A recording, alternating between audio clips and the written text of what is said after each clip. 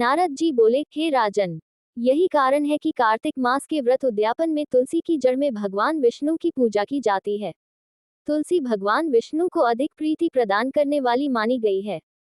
राजन, जिसके घर में तुलसी वन है वह घर तीर्थ स्वरूप है, वहां यमराज के दूत नहीं आते। तुलसी का पौधा सदैव सभी पापों का नाश करने वाला तथा अभीष्ट कामनाओं को देने वाला है। जो श्रेष्ठ मनुष्य तुलसी का पौधा लगाते हैं वे यमराज को नहीं देखते। नर्मदा का दर्शन, गंगा का स्नान और तुलसी वन का संसर्ग, ये तीनों एक समान कहे गए हैं। जो तुलसी की मंजरी से संयुक्त होकर प्राण त्याग करता है वह सैकड़ों पापों से युक्त ही क्यों न हो तो भी यमराज उसकी ओर नहीं देख सकते। तुलसी को छूने से कामिक, वाचिक, मानसिक आदि सभी पाप नष्ट हो जाते हैं।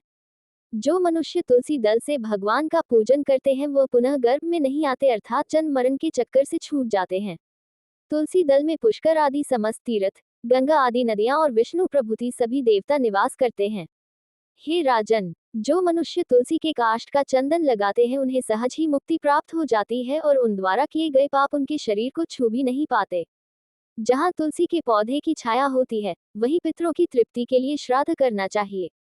जिसके मुख में, कान में और मस्तक पर तुलसी का पत्ता दिखाई देता है उसके ऊपर यमराज भी दृष्टि नहीं डाल सकते, फिर दूतों की तो बात ही क्या है। जो प्रतिदिन आदर पूर्वक तुलसी की महिमा सुनता है वह सब पापों से मुक्त हो ब्रह्मलोक को जाता है। इसी प्रकार आंवले का महान वृक्ष सभी पापों का नाश करने वाला है। आंवले का वृक्ष भगवान विष्णु को प्रिय है।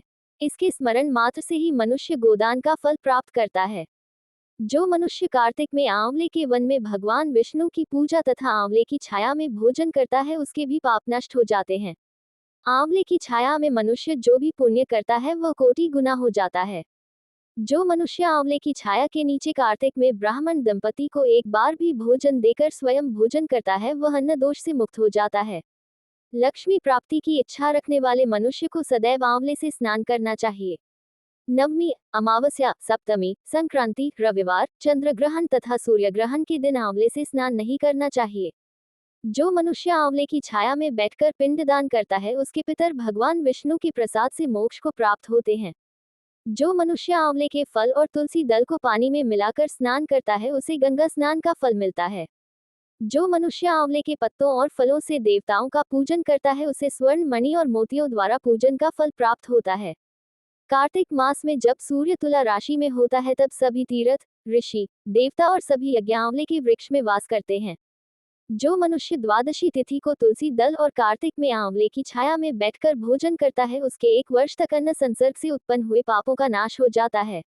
जो मनुष्य कार्तिक में आंवले की जड़ में विष्णु जी का पूजन करता है उसे श्री विष्णु क्षेत्रों के पूजन का फल प्राप्त होता है। आंवले और तुलसी की महत्ता का वर्णन करने में श्री ब्रह्मा जी भी समर्थ नहीं है, इसलिए धात्री और तुलसी जी की जन्म कथा सुनने से मनुष्य अपने वंश सहित भक्ति को पाता है।